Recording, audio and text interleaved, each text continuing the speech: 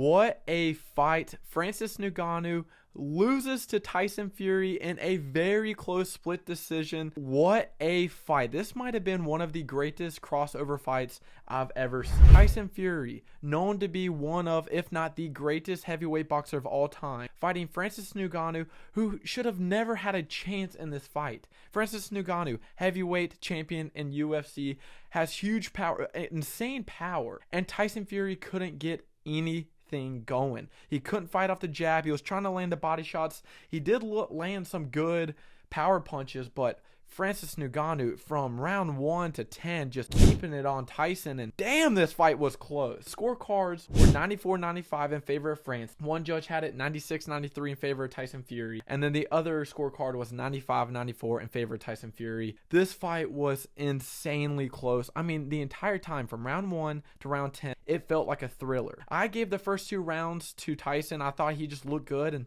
I don't know why Tyson left the jab later in the rounds. He was so successful with it. Round 3, Francis Ngannou drops Tyson Fury.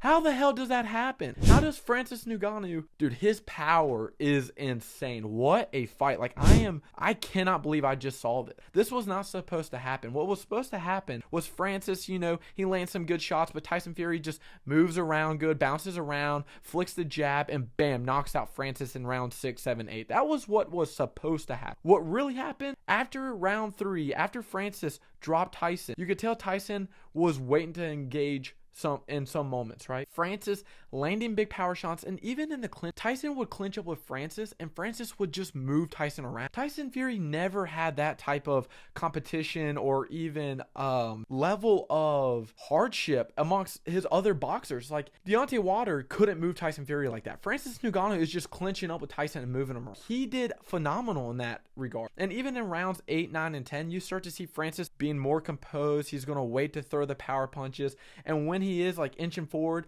he's kind of closing that distance in Fury and landing the huge overhand rights.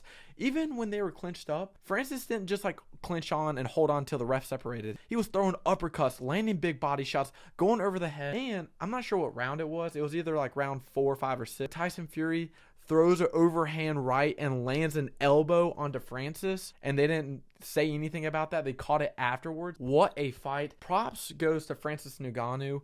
And in the end speech, Francis was like, this is my first time boxing, my real first boxing match. It sucks I came up short, but, next time I'm going to do this again.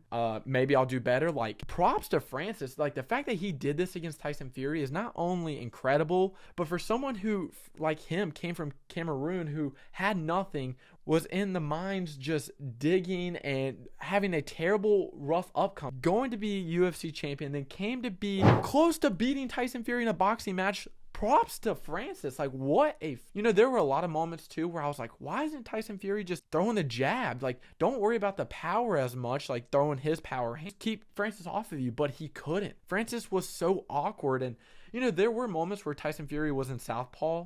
He had his right hand forward, and he was landing the good jab, but didn't really land the good left power straight. And Francis was doing just fine in that. Like, he was able to switch with Tyson, go to southpaw, and strike with. What a freaking fight. I can't believe I am making this reaction video, but I had to. Francis Ngannou drops Tyson Fury round 3, goes to round 10. We don't know who's going to win. They had the odds at a minus 250 that Francis could have won.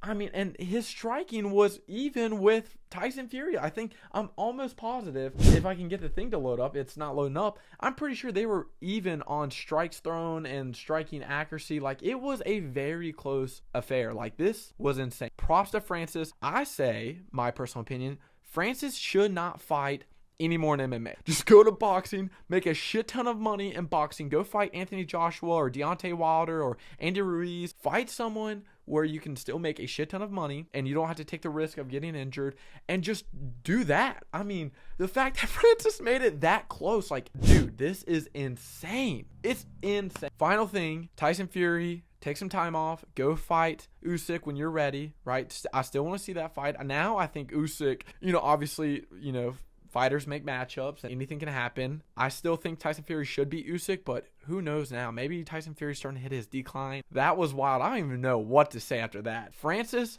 don't fight in MMA anymore. Just don't. Go fight boxers and just make the bread. Do all you can to do that, because that's insane. I mean, Francis had, I think he said he had like 6 weeks or 7 or 8 weeks in his camp on fighting Tyson Fury. Imagine if he had more. Dude, final thoughts. What a fight. I enjoyed it.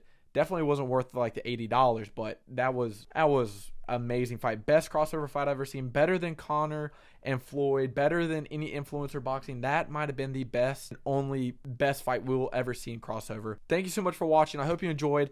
Tell me what y'all thought. What was your reaction? And who should Francis fight next? Because fuck, he might be a boxer now. Like, comment, subscribe. See you in the next video.